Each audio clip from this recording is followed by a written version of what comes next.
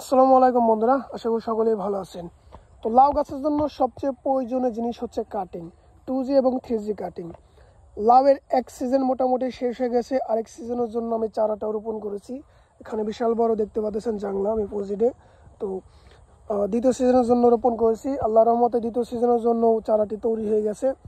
তো মেন যে কথা সেটি হচ্ছে গিয়ে আপনাদের লাউ গাছ এই শীতের কারণে আসলে লাউ ফল টিকে না, টিকাতে অনেক কষ্ট হয়, কিংবা লাউ ফল টিকে গেলেও সেটা দেখবেন যে নষ্ট হয়ে যাচ্ছে, ছত্রাকে আক্রমণ নষ্ট হয়ে যাচ্ছে।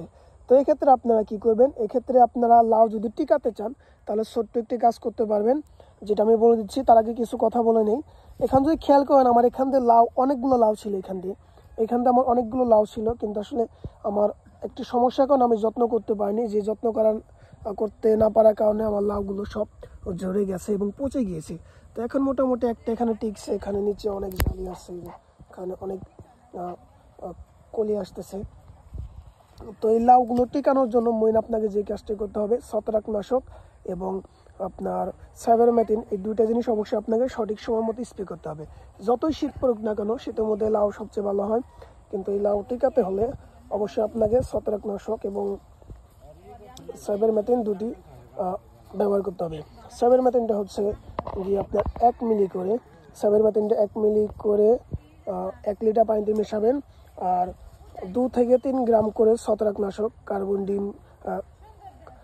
কার্বন জিম গ্রুপের যে কোনো একটি ছত্রাকনাশক নিয়ে আপনারা 2 থেকে 3 গ্রাম হারে 1 লিটার পানিতে মিশিয়ে সুন্দর করে বিকেলবেলা মানে সন্ধ্যার আগ দিয়ে স্প্রে করে দেবেন।